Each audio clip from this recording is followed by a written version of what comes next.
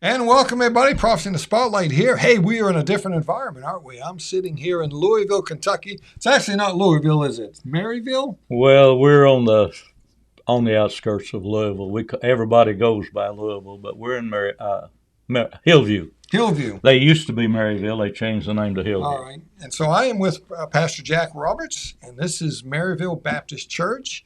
And we're going to be doing a TV program from right here. So this is just a little fun time that we're doing in this update, and we're gonna find out a little bit about Brother Jack, so that we can tell everybody who he is. And no, we're going to be doing a prophecy thing. We're going to do a thing about prophecy for television in just a little bit. But for right now, we're just going to get to know Brother Jack. And Brother Jack, I haven't known you very long. I met you at a preacher's fellowship that I preached at, and you preached at, and you invited me to come, and we came to your big camp meeting that you have. Had a great time, met a lot of people, and it was a good time. And then I told you that I'd like to do an interview with you, and Yes, so you brought me in. We're going to actually be preaching here tomorrow, and going to be setting a date for the rapture. That's the joke. And And you done messed me up now. I've never been a date setter. I've never set a date for the rapture. I've had some days that I thought would be a good day for the rapture. I don't see what's wrong How with that. about tomorrow? I think tonight, as hot as it is, Okay. I'd be fine for tonight. But anyway, tell our audience a little bit about who you are, Brother Jack. You've been here a long time. I don't know who I am yet. Working on it. Yeah. But the Lord led us here in 1968. I was 8 years old. And we came to the local schoolhouse, and the Lord led us and helped us with some other pastor friends of mine to start a new work here. So you started this from nothing. Now, this was a cow pasture at that time, Hmm. and it's been a long 54 plus years, but we have survived so far. Yeah. That time I was working for the L&N Railroad, and I had pastored a small Southern Baptist church south of here for about a year and a half, a little bit more, and I worked at the railroad. And actually, I worked at the railroad until 1980 when we started our Christian education. And at that time, I had to quit necessity to be able to keep things going here. So, Yeah.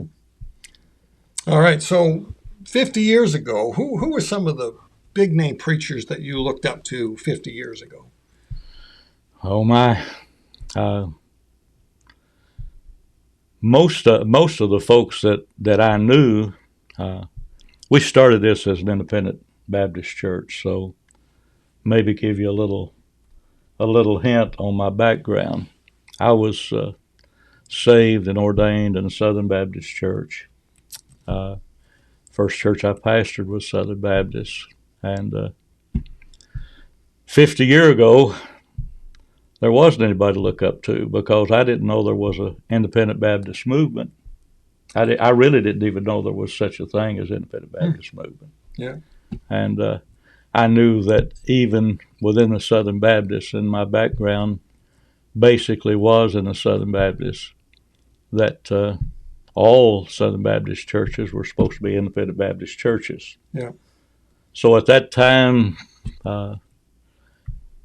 I really, outside of my pastor and outside of a few folks that I knew personally, I wasn't acquainted with anybody. Yeah. And you have a lot of people who love you, and they look up to you, and probably call you and get advice. And I met a lot of them preachers when I was here, and I talked to a lot of them. I said, and they all said how much they love Brother Jack. And so you have a sphere of influence that God has given you, and boy, we need that today. You know, one of the problems I see in America and the whole world right now, is without a leader. Mm-hmm. France is now. Italy is on the fence. The UK, Johnson just resigned. Israel is going to a fourth election. Yeah. We've got. We won't even talk about what we got here, but Trump and Netanyahu are gone, and the whole world is a vacuum. Yeah. And I think the guy who's going to step on the scene is going to be the Antichrist. I think we're that close. I think it's possible. Yeah. I do. I know it's going to happen. Yeah. Now, whether we're there, we don't know. And but I do believe that that we're very, very close. Of course, that's like with the fellows now. The last 40 years, we've been having this camp meeting that you were at. Yeah. For 40 years. 40 years. 42 years, isn't it? 42 years. And I've preached pretty much all over the country, from Texas to Florida, a lot in the Carolinas and Tennessee, Ohio, Indiana, and made a lot of friends. And over the years, we'll have a bunch of those folks who will come together basically for fellowship, opportunity to encourage one another. Yeah.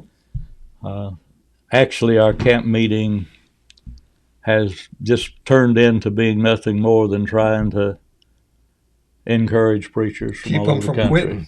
Well, Lord, we've got lots of that. Several of the folks that have came for 20 years have passed on.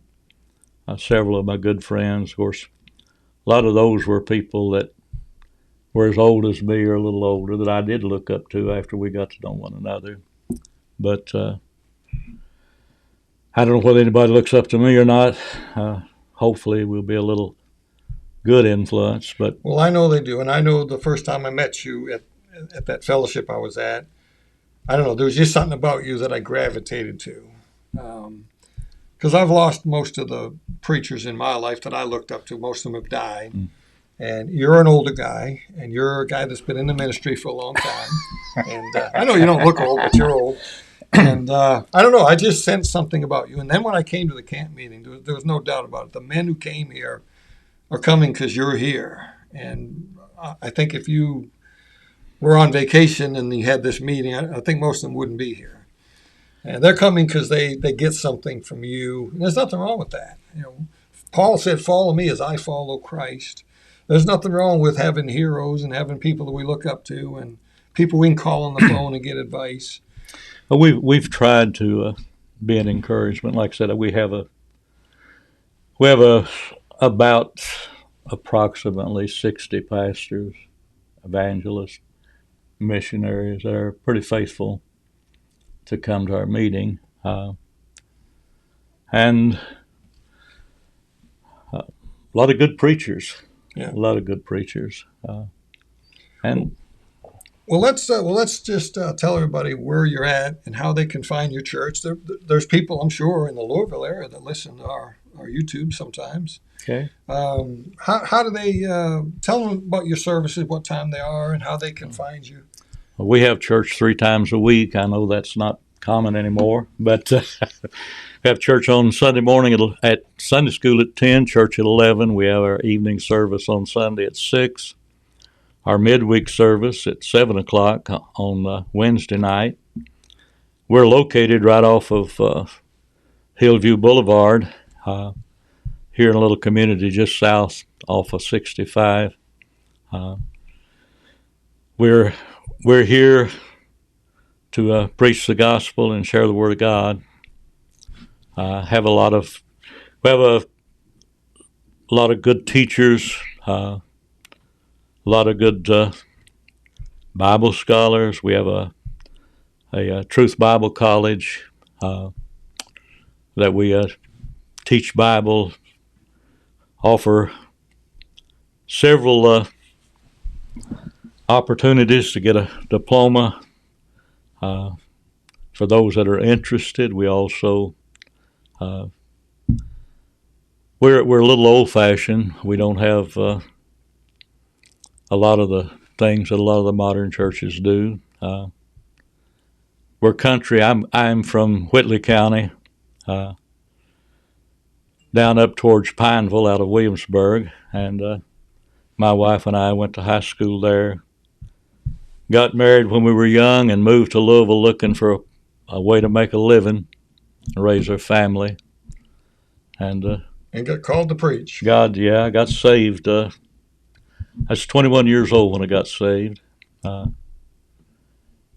was an alcoholic.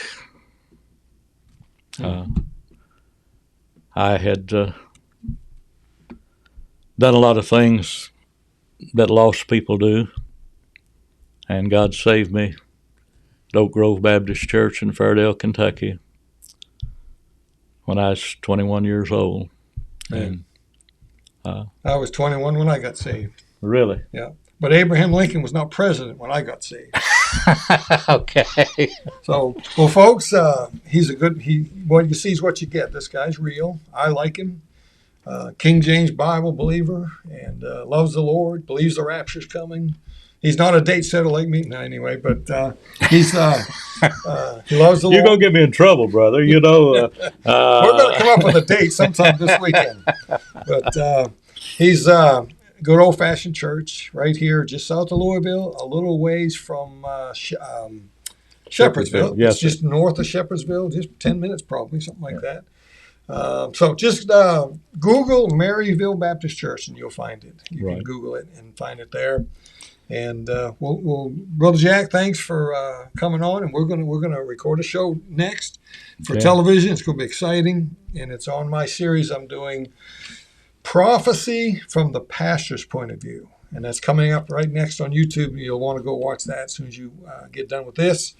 And if it's not up yet, it'll be up soon. So we're doing a series of different pastors, and this is our oldest one so far. The oldest pastor. I got to be honest, I'm very excited about this one because of his age. And not just his age, but the fact that he's been in the ministry pastoring for over 50 years. And he's the kind of guy I want to pick his brain, and I want to know what he thinks about some things. So we're going to ask him. And all right, well, folks, thanks for listening. And until next time, keep your eyes on them skies.